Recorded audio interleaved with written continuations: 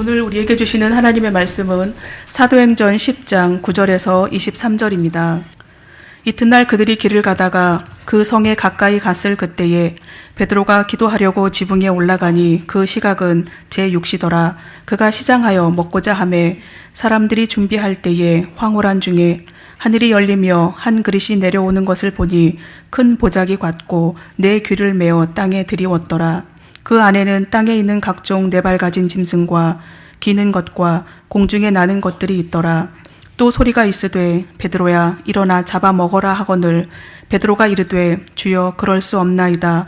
속되고 깨끗하지 아니한 것을 내가 결코 먹지 아니하였나이다 한데 또 두 번째 소리가 있으되 하나님께서 깨끗하게 하신 것을 내가 속되다 하지 말라 하더라. 이런 일이 3번 있은 후 그 그릇이 곧 하늘로 올려져 가니라. 베드로가 본 바 환상이 무슨 뜻인지 속으로 의아해 하더니 마침 고넬료가 보낸 사람들이 시몬의 집을 찾아 문 밖에 서서 불러 묻되 베드로라 하는 시몬이 여기 유숙하느냐 하거늘 베드로가 그 환상에 대하여 생각할 때에 성령께서 그에게 말씀하시되 두 사람이 너를 찾으니 일어나 내려가 의심하지 말고 함께 가라. 내가 그들을 보내었느니라 하시니 베드로가 내려가 그 사람들을 보고 이르되 내가 곧 너희가 찾는 사람인데 너희가 무슨 일로 왔느냐. 그들이 대답하되 백부장 고넬료는 의인이요 하나님을 경외하는 사람이라. 유대 온 족속이 칭찬하더니 그가 거룩한 천사의 지시를 받아 당신을 그 집으로 청하여 말을 들으려 하느니라 한데 베드로가 불러들여 유숙하게 하니라. 이튿날 일어나 그들과 함께 갈새 욥바에서 온 어떤 형제들도 함께 가니라. 아멘. 욥바의 무도장이 시몬의 집에 유숙하고 있는 베드로는 비록 자신과 동일한 유대인인 무두장이에 대한 편견은 극복했지만 그러나 이방인에 관한 한 이방인은 부정하다는 유대인의 편견에서 여전히 벗어나지 못한 상태였습니다. 하나님께서는 베드로의 그 편견을 제거해 주시기 위해서 동일한 환상과 음성을 3번이나 반복해서 보고 듣게 하셨습니다. 우리는 지난 시간에 그 환상과 음성의 의미와 내용에 대해서 깊이 생각해 보았습니다. 그러나 베드로는 똑같은 환상과 음성을 3번씩이나 반복해서 보고 들었음에도 그 의미를 깨닫지 못해서 대단히 당혹스러워했습니다. 그때 가이사랴의 이방인 고넬료가 보낸 사람들이 베드로가 유숙하고 있던 무도장이 시몬의 집 문 앞에 당도했습니다. 그리고 바로 그 순간에 성령님께서 베드로에게 이렇게 말씀하셨습니다. 본문 19절 하반절에서 20절을 보시겠습니다. 두 사람이 너를 찾으니 일어나 내려가 의심하지 말고 함께 가라. 내가 그들을 보내었느니라. 성령님의 이 말씀에 베드로는 성령님께서 보내셨다는 사람들을 만나기 위해서 즉각 기도하던 옥상에서 내려갔습니다. 여기에 한 가지 질문이 제기됩니다. 본래 가이사랴의 고넬료가 베드로를 청하기 위해서 보낸 사람의 수는 3명이었습니다. 그런데 성령님께서 베드로에게 두 사람이 너를 찾는다고 말씀하신 것으로 본문 19절이 전해주고 있습니다. 그래서 본문 19절을 자세히 보니 두 사람이라는 단어 앞에 아라비아 숫자 1자가 명기되어 있어 아래쪽 주난을 보니 어떤 사본들 중에는 그 수가 3사람이라고 명기된 사본도 있음을 밝혀주고 있습니다.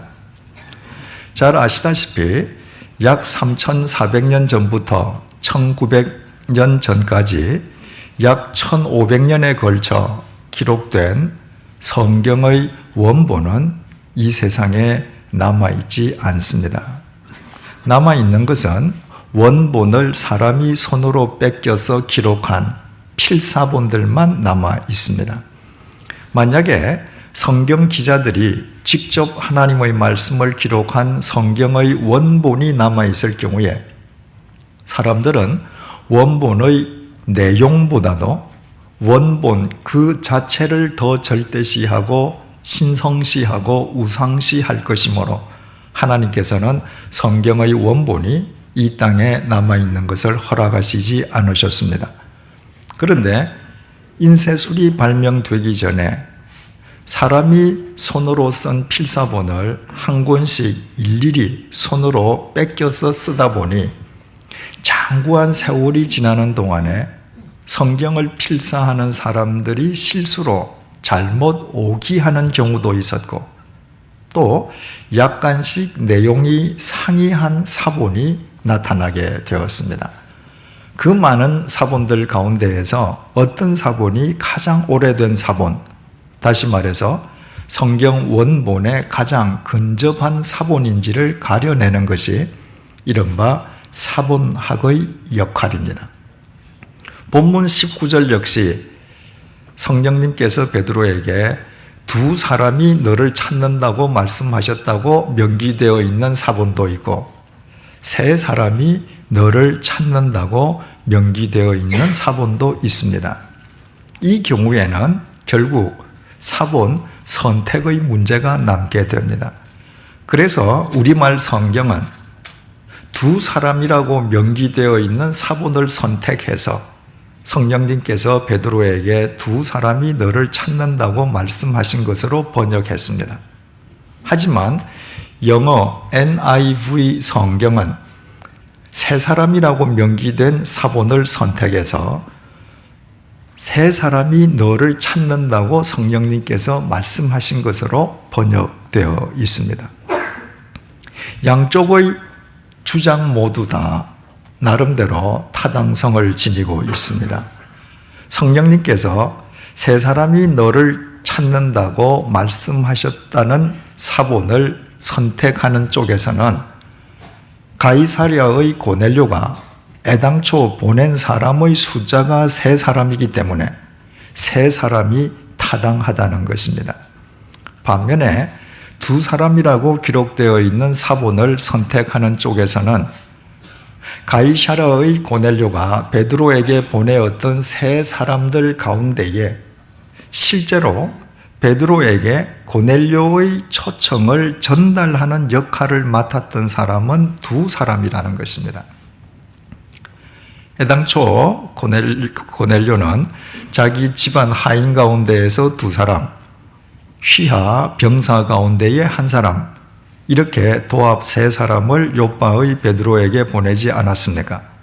따라서 베드로의 집안 하인 두 사람이 베드로에게 고넬료의 초청 내용을 전달하는 역할을 맡았고 고넬료에게 소속되어 있던 병사는 오고 가는 길에 그 두 사람을 보호해 주는 역할을 맡았다는 것입니다. 그래서 성령님께서 두 사람이 너를 찾는다고 베드로에게 말한 사본이 더 정확하다고 주장합니다. 양쪽의 주장 모두 나름대로 근거가 있기 때문에 우리로서는 어느 쪽 주장이 정확한지 알 도리가 없습니다. 우리에게 본문과 관련해서 중요한 것은 성령님께서 베드로에게 너를 찾는다라고 말씀하신 사람의 숫자가 두 사람이냐 세 사람이냐는 것이 결코 아닙니다. 우리에게 중요한 것은 그 숫자와는 상관없이 성령님께서 베드로에게 내가 그들을 보내었다고 말씀하셨다는 것입니다. 성령님께서 그들을 보내셨기에 베드로가 누구인들 그들을 만나지 못하겠습니까? 성령님께서 보내셨다는데 베드로가 무슨 부탁인들 못 들어주겠습니까? 아니, 성령님께서 보내셨다고 하니 그들이 누구인들 베드로는 반드시 만나야만 했고 그들이 무슨 부탁을 하든 반드시 수락해야만 했습니다. 그래서 베드로가 그들에게 무슨 까닭으로 자신을 찾아왔는지 그 연유를 물었습니다. 이에 대한 그들의 대답은 본문 22절이 전해주고 있습니다. 그들이 대답하되 백부장 고넬료는 의인이요 하나님을 경외하는 사람이라 온 유대 족속이 칭찬하더니 그가 거룩한 천사의 지시를 받아 당신을 그 집으로 청하여 말을 들으려 하느니라 한데, 고넬료가 보낸 사람들은 베드로에게 단순히 가이사랴에 주둔하고 있는 백부장 고넬료의 명을 받아 당신을 초청하러 왔다라고 공식적으로만 이야기할 수도 있었습니다. 그런데 그들은 먼저 베드로에게 고넬료가 어떤 사람인지를 설명했습니다. 그 내용은 4가지였습니다. 첫째, 고넬료는 의로운 사람이다. 둘째, 고넬료는 하나님을 경외하는 사람이다. 셋째, 고넬료는 온 유대 족속으로부터 칭찬받는 사람이다. 넷째, 그 고넬료가 천사의 지시를 받아 당신을 청하기를 원한다는 것입니다. 언뜻 대수롭지 않아 보이는 간단한 내용입니다. 그러나 베드로는 유대인이었던 데 반해서 고넬료는 유대인들이 짐승처럼 취급하는 이방인이었지 않습니까? 더욱이 고넬료는 이스라엘을 식민지로 삼은 로마 제국의 장교였지 않습니까?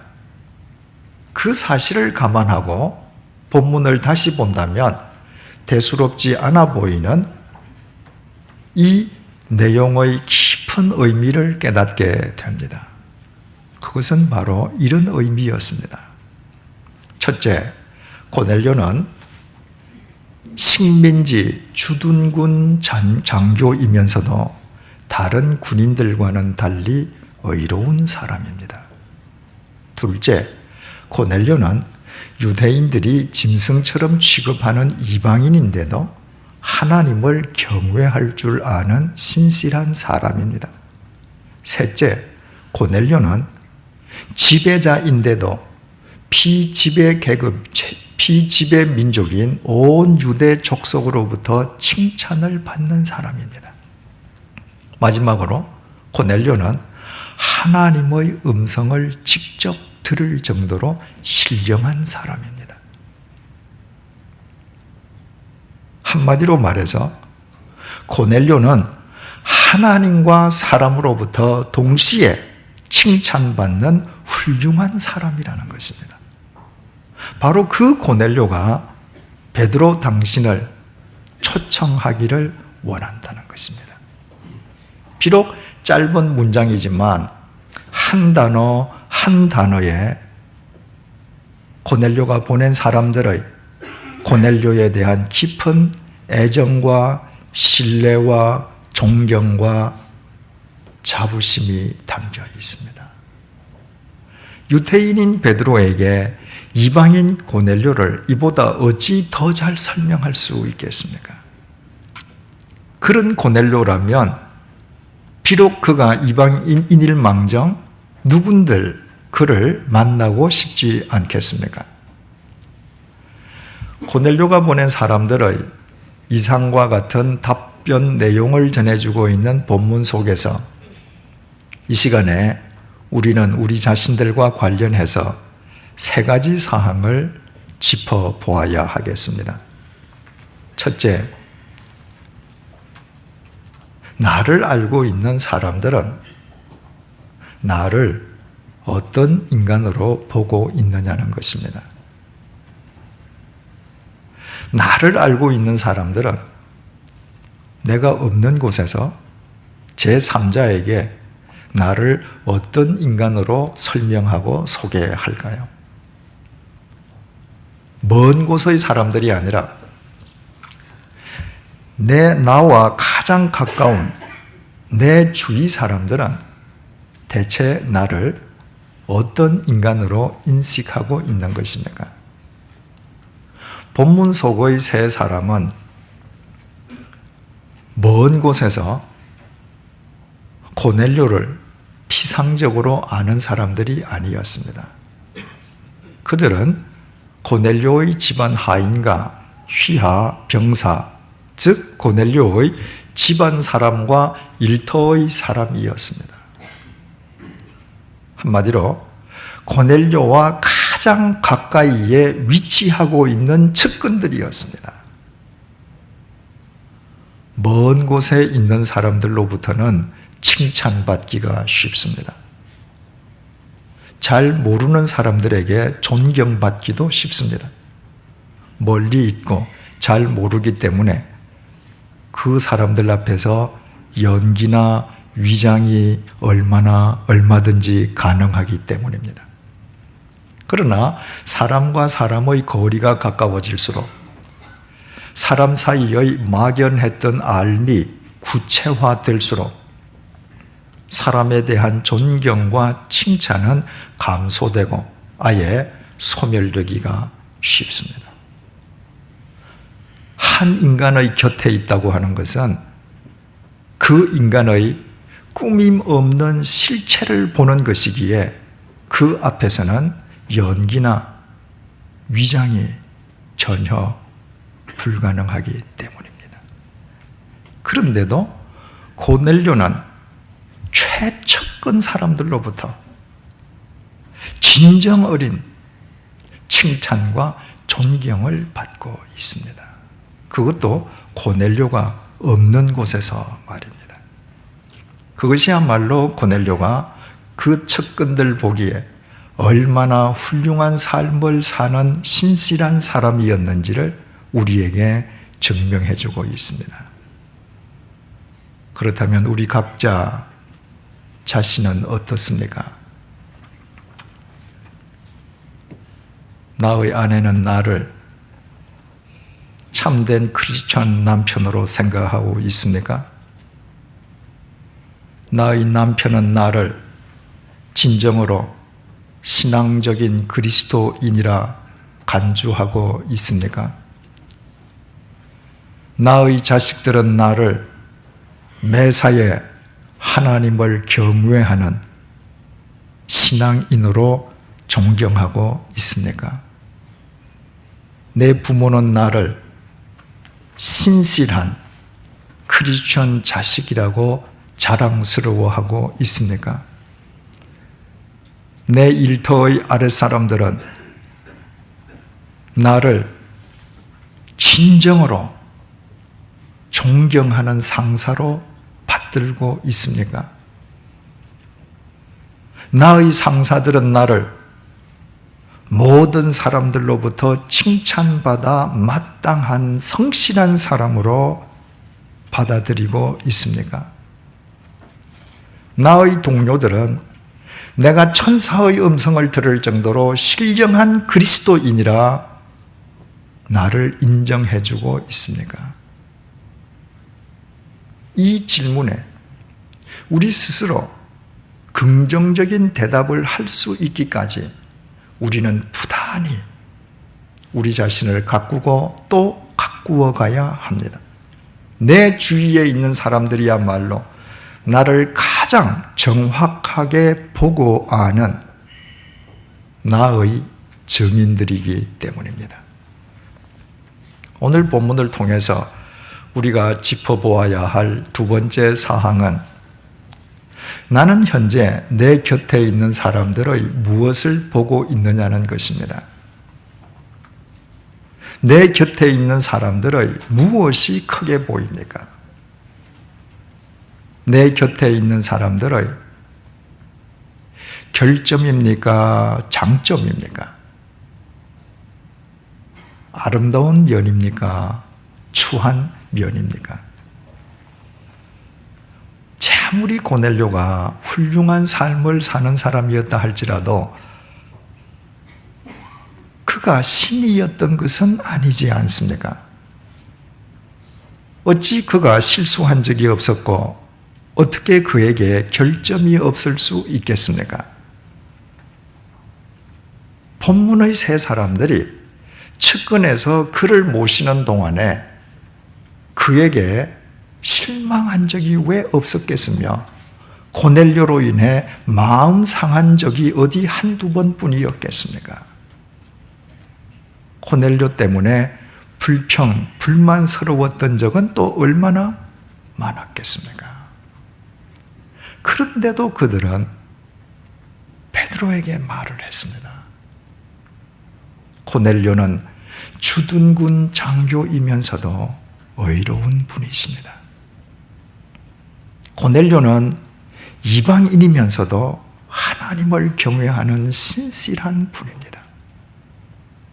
고넬료는 지배자이면서도 피지배 민족인 온 유대 족속이 칭찬하는 분입니다. 고넬료는 천사의 음성을 들을 정도로 신령한 분입니다. 그들의 말 어디에도 고넬료의 흠을 시사하거나 빈정거리는 의도를 눈꼽만큼도 찾아볼 수 없습니다. 그들은 오직 고넬료에 대한 덕담으로만 일관하고 있습니다. 그것도 온 지성을 다해서 말입니다. 우리는 4주 전에 본문 속의 세 사람들이 경건한 사람이었다는 사실에 대해 생각해 본 적이 있습니다. 따라서 우리는 여기에서 경건한 사람들의 특징을 발견하게 됩니다.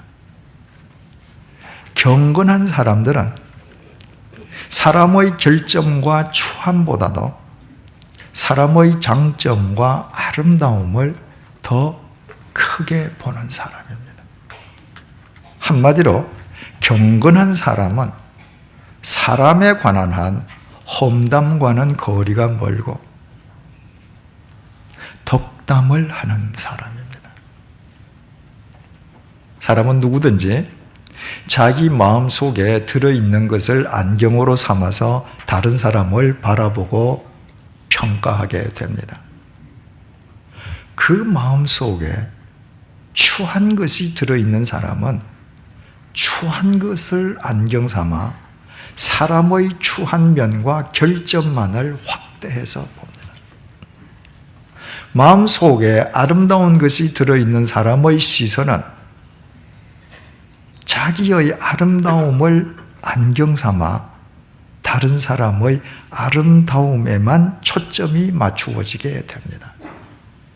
경건한 사람은 그 마음속에 진리가 들어있는 사람이기에 그 진리의 아름다움으로 다른 사람의 아름다움을 조명하는 사람입니다.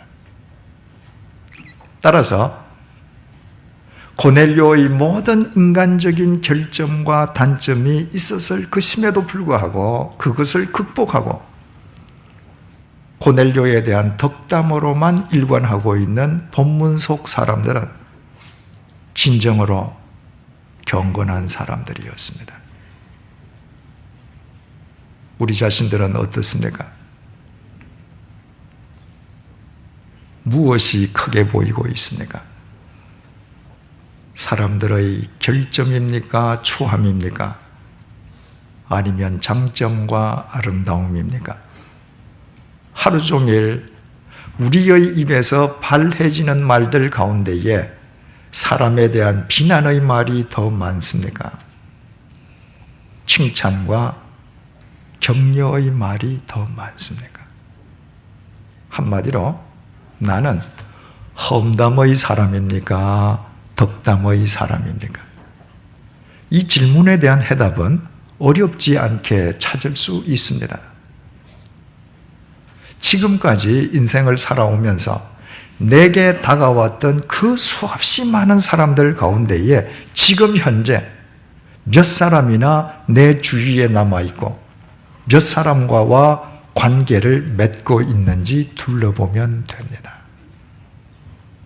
인간의 결점과 추함만을 확대해서 보는 사람들 주위에는 사람이 남지 않는 법입니다. 내가 지니고 있는 나의 소유나 직책으로 인함이 아니라 진정으로 나와 더불어 나와 함께 인생길을 가고파 하는 사람들이 내 주위에 몇 사람들이나 남아 있습니까? 혹 내가 지닌 소유로 인해서 수없이 많은 사람들이 벌떼처럼 내게 다가올 수는 있지만 그러나 내가 사람들의 장점과 아름다움을 더 크게 볼 줄 아는 덕담의 사람이 아니라면 나의 소유가 없어짐과 동시에 그들은 모두 철새처럼 내 곁을 떠나고 말 것입니다. 중요한 사실은 내가 아무리 율법에 능통하고 종교 예식에 익숙한 사람이라 할지라도 아름다움을 아름답게 볼 줄 아는 덕담의 사람이 되기 전까지 나는 경건한 그리스도인이 될 수는 없다는 것입니다. 오직 경건한 그리스도인만 사람을 살리는 주님의 도구로 쓰임받을 수 있을 것인즉 그 곁에 남아있기 원하는 사람이 도무지 없는 바에야 어떻게 그 사람이 사람을 살리고 섬기는 경건한 그리스도인이 될 수 있겠습니까? 본문 속에서 우리가 마지막으로 짚어보아야 할 사항은 내 삶 속에는 과연 감동이 있느냐는 것입니다. 본문 속의 세 사람은 욥바에 가서 베드로를 모셔오라는 고넬료의 명령을 수행하기 위해서 요기하는 시간과 최소한의 휴식 시간을 제외하고는 밤을 꼬박 세우며 욥바를 향해 걸어갔습니다. 그것은 고넬료가 그렇게 하라고 구체적으로 명령했기 때문이 아니었습니다.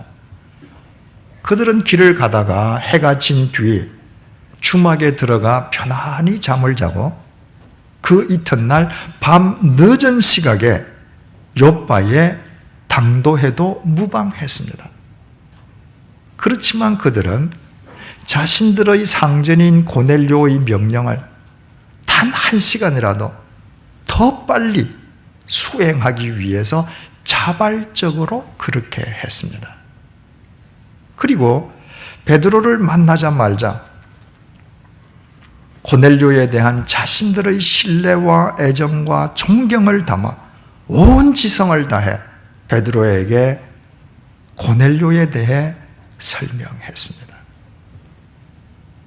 그처럼 주어진 자신의 역할과 사명에 대하여 충성과 최선을 다하는 그들의 삶 속에는 우리의 가슴을 뭉클하게 하는 감동이 있습니다. 지난 5월 4일 부천체육관에서 전 교인 합동예배와 체육대회인 백투게더 행사가 있었지 않습니까? 그와 관련해서 이유진 권사님께서 제게 보내주신 글 내용 가운데의 일부를 권사님의 양해하에 여러분들에게 읽어드리겠습니다. 저는 운동회 프로그램과는 거리가 멀다 싶어 예배를 드리고 구역 식구들과 점심 식사를 끝으로 되돌아올 요령으로 집을 나섰습니다. 그런데 부천 인터체인지를 지나면서 가슴에서 뜨거운 것이 뭉클 치솟아 눈물이 주르르 쏟아지게 만드는 광경을 보았습니다. 푸른 조끼를 입고 방향을 안내하고 있는 누가 보아도 100주년 기념교회 성도임을 보여준 한 사람이 거기 있었습니다. 자동차가 진행하는 진로를 따라 도로변에 계속 한 사람 한 사람의 봉사자들이 환한 얼굴로 길잡이 노릇을 하고 있었습니다. 감격스러움을 참다 못해 함께 타고 가던 하나은 박지희 집사님께 말했습니다.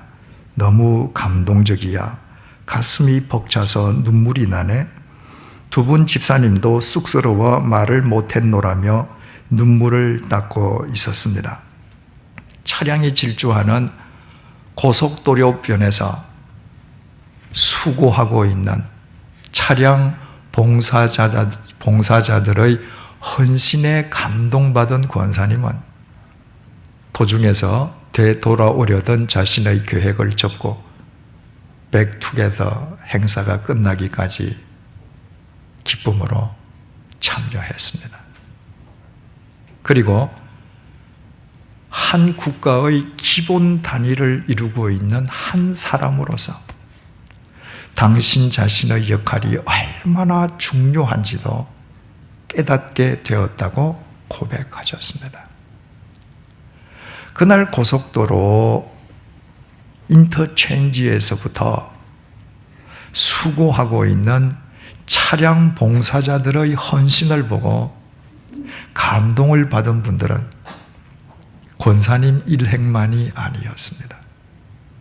그분들을 고속도로에서 만났던 모든 분들은 열이면 열, 한결같이 감동을 받았습니다. 저와 제 처 역시 제일 먼저 서 계시는 한 사람의 봉사자를 보았을 때 눈시울이 뜨거워지는 감동을 주체하기 어려웠습니다. 어디 그분들 뿐이었습니까? 그날 백투게더 행사를 위해서 수고한 봉사자 모든 분들이 한결같이 충성과 헌신을 다했습니다. 그래서 그날 행사가 감동 그 자체였고 성령님께서는 그 감동을 통해 우리 모두를 한 마음으로 묶어 주셨습니다.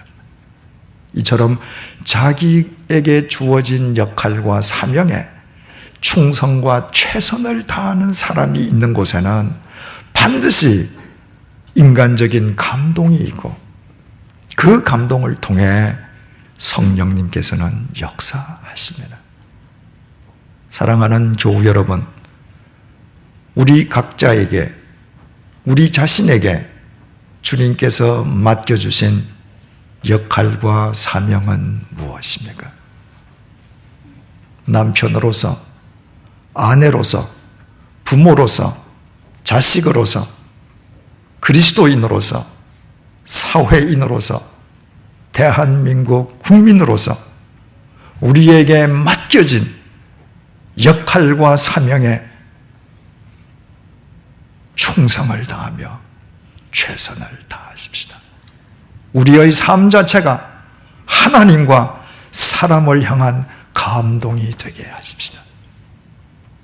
그때 성령님께서 백투게더 행사 봉사자 한 사람 한 사람의 감동적인 헌신을 통해 우리 모두를 한데 묶어 주셨듯이 성령님께서 본문 속 세 사람들의 감동적인 헌신을 통해 이방인에 대해 편견을 지니고 있던 베드로를 감동시켜 주시고 그 베드로를 통해 고넬료를 포함한 이방인들을 구원해내심으로 인류의 역사를 새롭게 하셨듯이 성령님께서는 주어진 역할에 최선을 다하는 우리를 통해 날로 분열되어가는 우리 사회를 통합시켜 주시고 문제투성이인 이 나라의 역사를 새롭게 해 주실 것입니다. 국가와 개인은 별개의 관계가 아니라 우리 한 사람 한 사람이 대한민국을 이루고 있는 기본 단위이기 때문입니다. 기도드리시겠습니다. 내 곁에 있는 사람들은 나를 어떤 인간으로 간주하고 있는지, 내가 없을 때 그들은 제3자에게 나를 어떤 내용으로 설명하는지 진리의 거울 앞에서 날마다 나를 객관화시킬 줄 아는 지혜를 허락하여 주옵소서. 그리고 나는 지금 내 곁에 있는 사람들의 무엇에 더 밝은지, 그들의 추함인지 아니면 아름다운지 헤아려 보므로 궁극적으로 내 속에 들어있는 것이 무엇인지 직시할 줄 아는 통찰력도 허락하여 주옵소서.